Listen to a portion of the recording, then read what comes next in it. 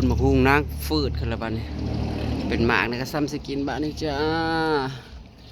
โอ้มันไม่มีไข่แล้วเนี่ยโอ้ยนี่เป็นไข่น้อยไข่น้อยน่ะสมาบอกแท้สวัสดีจ้าพี่น้องโอ้ยคอยปวดคอยเค้งขาคอยย่างหมู่บ้านแต่ว่าบริยอมอีกจ้ามื่อนี้ไปอีกแล้วฮอดบ้านตุ้ยๆแล้วพี่น้องเอ้ยสิเราสู้นางแต่ว่านางนะยังไปเลาะเบิ้งเฮ็ดหักมาหอดแล้วโทรหาเมื่อกี้นี่แต่ว่าบ่ทันเขานางวะไม่ทันเขาจ้า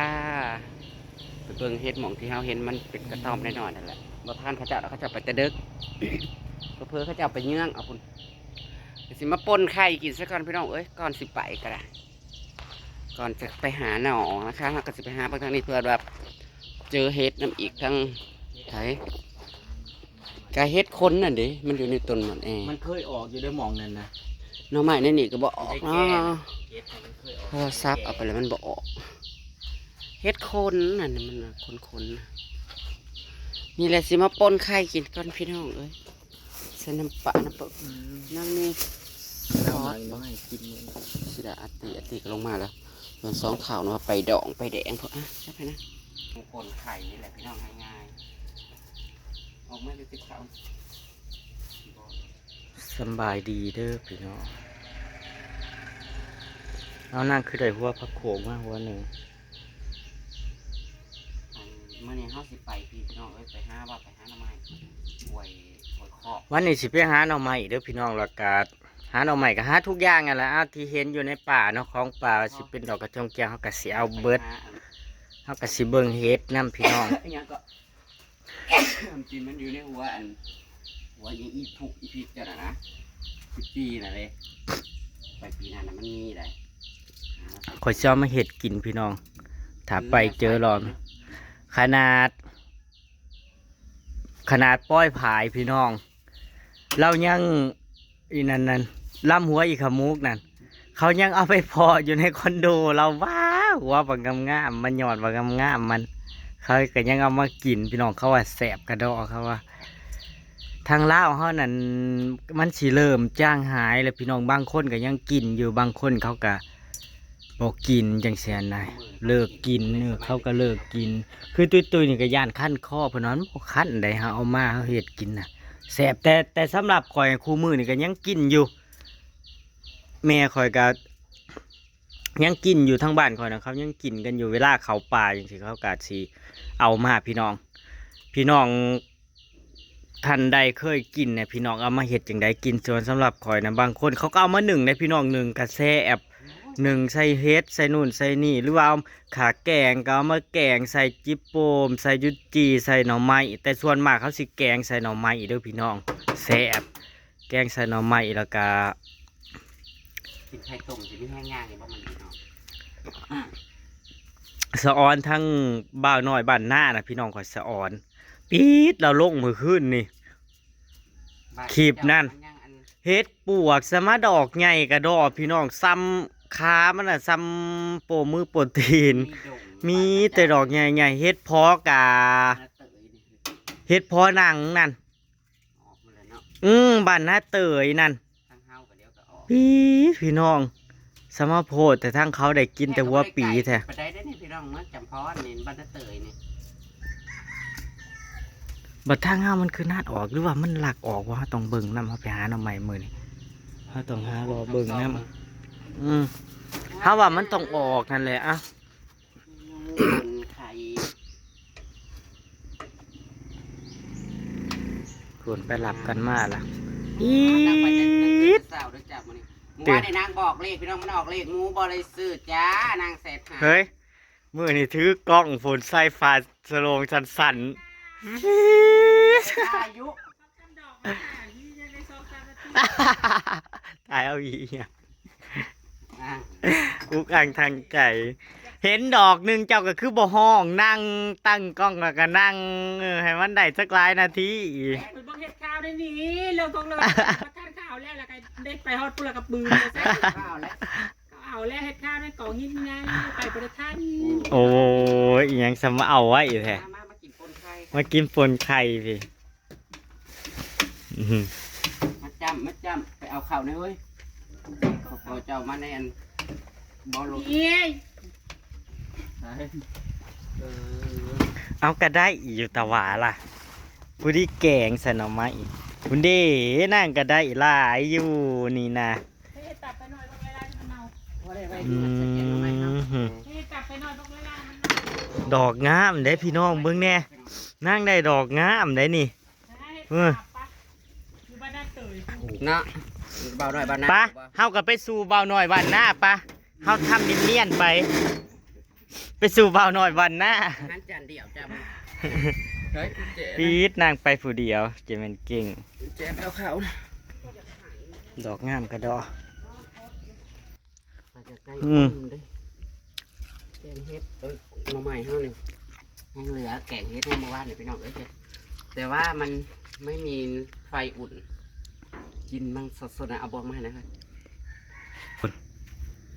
คืออยู่เป็นงูนพี่น้องพุ่น เจ้าเอาท่าเล่งไอ้ชายเนาะ จะเล็กไหมวะ มาตัว บริส่วนไอแขก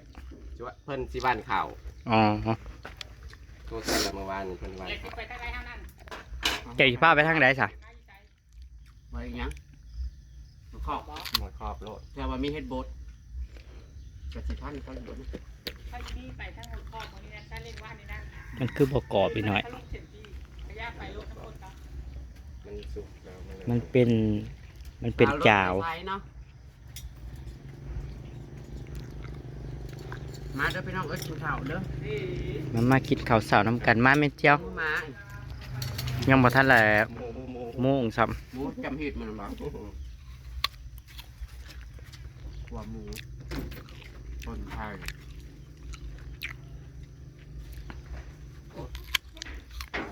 ำหืม มันไม่มีแรงเดิน กินจังหน่อยบ่มีแห้ง อันกับพี่น้องเอ้ยนะคะ บ่มีแห้งย่างเด้หวยคอออกพุ่นอืม ขี่รถไปพอกแดงกะเพราจ้าก็ไม่ได้หายได้เยอะ ตำแกะ ก็ ก็ หา หา อ อยู่ ยู่ หากินแล้วไม่ได้หาขาย กระซิบนอก ชิปโนบ่พ่อดอก อ๋อ พี่น้องกับพ่อ อืม เฮาสิเซาะมันเบิ่งมื้อนี่ แต่ว่าเกาะมันโพนเป็นบทจากเขาไปใช้เจาะบทน้ มันกลนตรงนี้ครับพูดมาแจ้งผม ำอืม คนเซาะจักว่าน้ำเซาะบ่ฮู้แต่ว่าสิออกหลายอยู่ เพราะว่าฝนมันตกหลายเถื่ออะไรดิเถื่อใดก็มีแต่แห้งๆฝนตกน่ะขนาดห้วยบ้านยายเจี๊ยบก็ยังเขียวนั่นเขียวทุ่มอยู่ไดแนมเบิ่งนั่นอ่อนเอาไว้อะ สวยแล้วผมไม่ไปทำให้กับมิงาน อันไหน ไม่ไปทำให้ งั้นน่ะ นั่นเดา ยังมีงานดองอยู่พี่น้องสิเดือนหกแล้วเขาวานเขาอะ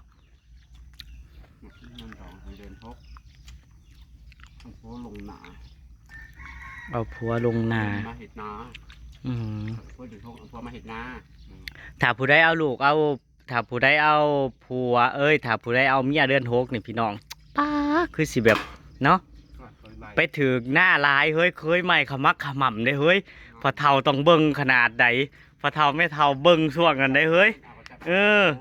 พอเท่านี่เบิ่งขนาดได้เบิ่งช่วงนั้นได้ช่วง มาแล้วนั่นซุ่มสีสาวดาวยูอันนั้นอีไดเข้าไปนะเข้าได้ได้นะเขาไปหา เต็มกระตาปลูกปลอมาเฮ้ย เขาไปหาเฮ็ดพอ อืม ถ้าลูกเจ็บดีมือนี้ก็ลูกเจ็บดี เอาเจ้าบกกินไม่เซียว เปิดอาบน้ำมันอยากเซ็ตจ้าเปิดไปตะดึกตะดืน อืม ในใกล้ๆดีกาเขายังอ่าวไปเพราะแห้งเลย ไปแต่เดิกกันเลยได้ยักคลิปไปแต่เดิกนั่น มาฮับเก็บกับไปเบิ้งอยู่บ้ามาฮับเก็บกับไปเบิ้งอยู่บ้า ท่านเลยลูกนะจ๊ะมันเลยมันก็ลูกคนแดง เจ้าไปหอถวยแดงผู้ ได้เลขนั่งว่านะกระเบ้ากระ นั่ เบ้าน แหละก็ยังว่า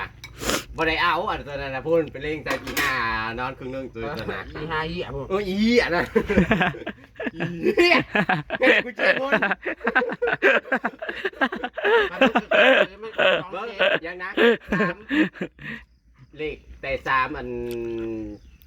437ออก47 3อันหยา35 36 37 38บ่เอามา แต่ว่าอัน7บ่เอาแต่3ได้เอ้ย เพิ่นไปซื้อลิ้นพุ่น เหี้ยเอ้ย สมนักหนาใช่เนี่ยแต่กูบ่ซื้อกูเฉยๆอยู่ กูคิดว่า ไปเจอกับบ่แม่นเฮาบ่ได้เป็นคนนี่นั่นเนาะใส่เฮาก็เลยเฉยๆอยู่เฮาคิดนั่นถ้าเฮาเห็นอีนั่นยังบ่ว่า มือนั่นนะ อืม เอาเตาแล้วมาเอาข้างล่างแบบ ก็เขายังบอกว่าเฮ้ยอันนี้ตัวเฮียหรือเปล่าเขาก็ยังว่าอยู่ได้แหละ ก็ยังไปซื้ออยู่ สิก็บ่ถือกันนางเว้าอยู่แบบ อืม บ่ได้อยากกึดบ่ได้บ่ได้อีหยัง ไปแขกกับบ่ถือบ่ ห้ามพูดนะแบบนี้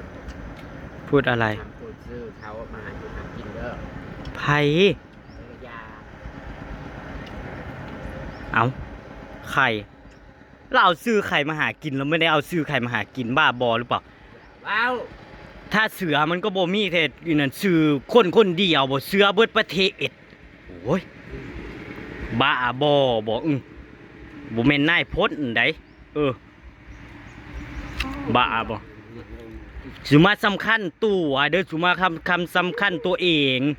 โว้ยเนาะคนเฮานี่ก็อย่ามาลงตัวเองกับโพดหลายอย่าให้เว้าเถอะบ้าบอข้ออ่อนนั่นกูก็เว้าแบบผู้ดีน้อยเว้าคนสำคัญตัวเองหลายอย่ามาลงตัวเองสูงส่งมันแต่ใสนั่นเห็นมันด่ามาโลด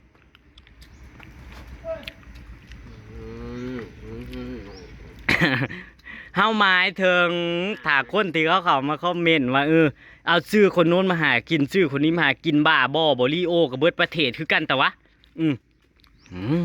คือยังไรตีคือลายอยู่บน บ่ได้เป็นไร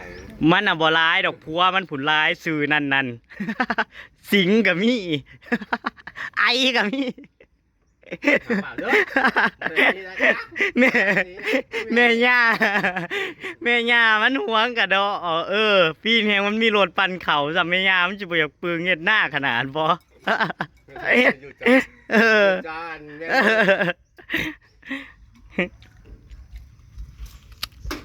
เนาะพี่น้อง แค่นั้นบ่ได้ว่าหยังหรอก ไปหาหน่อใหม่น้ำก่อน ที่รอแล้วฉันขึ้นได้ว่าอดีตฉันบอกว่าอันรู้ว่าจริงเขาเคยมาคุดกับไม่ใช่ออกมาล่ากับอดีตนี่ เท่านั้น บ่หนาตอนเธอบอกอดีตน่ะฉันบ่ได้ทายฉันหยุดเฮาเว้าว่ามื้อน่ะไปขุดจิรอนะเฮาเว้าว่าเฮาเคยมาขุดกับแม่เสี่ยวกับหมูเฮายังบ่ได้เอ่ยชื่อเลยแค่คำว่าแม่เสี่ยวกับหมูเอามันผิดหม่องใดแม่เสี่ยวกับแม่เสี่ยวข่อยเจ้าตัวเขาก็บ่ได้บอกว่าหามเอ่ยชื่อเขานี่ เป็นเบาหวานได้ แต่ยังเป็นเบาหวาน คือมันมีขาปันนั่นนะ แต่ยังเป็น โอ้ยมันก็มีอีน้อย เอามึงมาจับกล่องกูสิจับหัวตบนี่กูสิจับหัวมันตบลงพื้นนี่กูอารมณ์เสียอยู่เขาอารมณ์เสียตั้งแต่คลิปที่ห้าวเขาสวนน่ะมันสิมีคอมเมนต์อีกกระแดะอีกกระหนึ่งนั่นมันเข้ามาคอมเมนต์ว่าทำอะไรเป็นบ้างโอ้ยคนเว้าน่ะเฮ็ดหยังเป็นแหน่อย่ามาสะละแหน่หลายเสือกแต่เรื่องชาวบ้านแต่ละมือนั้นเป็นหยังถ้าเก่งจริงก็เลี้ยงดูเขาพูนบ่ต้องให้เขาเฮ็ดหยังโอนเงินผมมาเลี้ยงดูเขาบ่ได้เลี้ยงดูหันเสือกเก่งนั่นมือนี่แฮงอารมณ์บ่ดีสำได้สมว่าเว้าโอร้ายเด้บ่ได้อันนี้บ่ได้เมาร่วมเด้อเฉพาะบางคนที่มันสมควรที่อยากเว้านั่นนะเขาก็เมื่อยบางที่เขาก็เมื่อยคือกันดอกบ่ได้ใส่ใจดอกแล้วก็บ่ได้ดิ้นรนกับคำเว้าเพราะปานใดดอกอยากให้ซื่อๆเดี๋ยวนี่มันซูนอยู่ในใจนี่ เมื่อยไปหาหน่อไม้พูนเบิ่งหลายๆคลิปข่อยหาหน่อไม้ตบมือนะครับ ไปเลยพี่น้องสวัสดีครับผมโอ้ยซื่นได้บัดนี้ มีแห้งแล้ว ช่วงแบบ สวงแล้ว โอ้ยกูอย่ากลัวเด้